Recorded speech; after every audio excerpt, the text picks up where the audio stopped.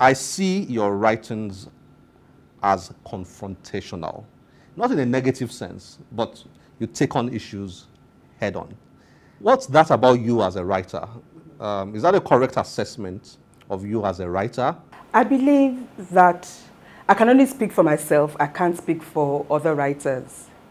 I believe I owe it to myself to be as honest as possible, to be as truthful as I can, even when the truth hurts, and also to bear witness. Now, you would see that there's a recurrent theme in what I decide to call my books. My my autobiography is called Speaking Above a Whisper. And then I have a book of essays, which is a compilation of lectures and speeches I've given over the past 20 odd years or so, called Speaking for Myself. Yes. And then we have Loud Whispers. Now, to give you a brief story about the issue about voice and whispering and so on, because that leads directly into the question that you've just asked me. Years ago, I was with a friend of mine who had just received news that an aunt of hers had passed away. And when she was talking about her aunt, she was telling me how wonderful her aunt was, how sweet she was, how she was such a great woman. And then she said, she never spoke above a whisper. And so I sat there comforting my friend. But when I was on my own, I thought to myself, she never spoke above a whisper. When I, or like Bisi, die, I don't want to be remembered as someone who never spoke above a whisper. Now, I fully understood the context within which my friend was talking about her aunt having never said anything above a whisper. We are all socialized as women, particularly as African women, to be seen and not heard, to occupy space only up to a certain point, to be as unobtrusive as possible. And there are certain things that happen to us or happen around us that we are not supposed to talk about. So there's this culture of silence that we are encouraged to observe and protect. And we go through our lives suffering in silence.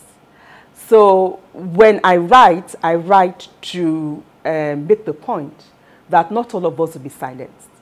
And even if we were silenced at some point for some reason, we get to a point in our lives where we feel we are under no obligation to remain silent anymore. So I refuse to remain silent about the abuse of women, about the marginalization of women, and about the denial of opportunities many women and girls experience. And I'm also very concerned about the plight of poor people as well, male or female. But primarily, my life has been around working to address the injustice that is done to women and girls. And I bear witness to this, and I speak truth to power on these issues through my writing. Wife to former governor of Ekiti State, wife to a cabinet minister, Federal Republic of Nigeria. How restricted do you feel when you write? Are there things you want to say, but you can't say because of that position you are in as a writer? Does it restrict you as a writer? Yes and no. I will start with the no part. There are enough things to be concerned about and enough things to be worried about as a middle-aged woman in this country, living on this continent, and in the world, in these global realities that we have right now. There's enough to be concerned about, to write about, without having to start compromising my husband's position as a cabinet minister. Yes, there are one or two times when I've written certain things or I wanted to write certain things, and then I think, okay, I don't want to put this man in a difficult position. Yeah. But I'll still find a way of expressing myself anyway. So, as I said in the introduction to Loud Whispers, I am aware of some of the limitations that I have, but I think I say enough without having to say everything. Without having to say everything. And he's your first reviewer, by the way. He so is. so yes. Probably clip your wings at No, times? no, no. Or try no, to? No, he might just say, This is too don't you controversial. think people will read this kind of meaning into it? And no, he's a man of integrity, and he knows that, you know, he can't dictate what I write, what I don't write. He trusts me, and he knows that I will apply the a reasonable amount of tact and you know, restraint in the things that I do. So as I said, I think I say enough. You do. For people to understand. You do say enough. Page 227, there's a chapter there you titled your favorite 227. Where are you? Okay, there you are. 30 of my favorite books. 30 of my favorite books. For people out there, of these 30 books, which 3 are a must for anybody out there to read as far as you are concerned?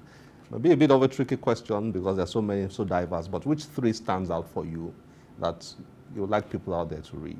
I would be very surprised if people who are my peers have not read, maybe not all, because we have different reading tastes and interests.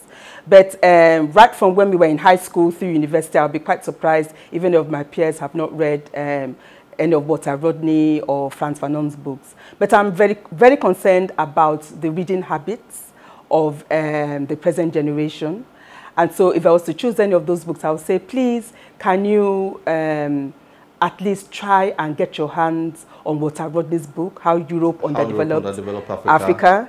And particularly in light of some of the recent things that have been happening with the comments of the President of the United States describing Africa as a shithole, and we have you know, a running commentary back and forth about whether his comments were appropriate, but came from the wrong person, or were both appropriate and inappropriate for a president to have said. So if young people have not read Walter Rodney's book on how Europe Underdeveloped Africa, then you know, that should be, you know, something we need to pay attention to. And then the whole question of identity for us as black people or as African people is something that's dealt with in great depth by Frantz Fanon, not just in you know, Black Skin, White Mask, but also in some of his other books as well, such as Wretched of the Earth. So I would highly recommend those 2. And then maybe the third I would recommend, and this one is part of my feminist bias now, I would recommend So Long a Letter by Mariam Abba, because it speaks to what I was talking about earlier about shattering a culture of silence.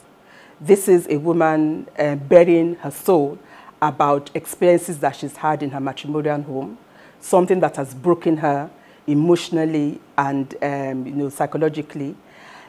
A lot of things that women go through, regardless of their status or their level of education, but because we have been socialized into believing that there are certain things that we need to accept or certain things we can't talk about. This is a book that gives permission for women to speak up, for their voices to be heard, and also charting a vision for a woman who thinks she can have a better deal for herself and choices that she would like to make for her life. So I'd highly recommend that as well. Mrs. Fayemi, thank you very much for your time. It's been a pleasure speaking with you. Thank you. It's been nice talking to you too.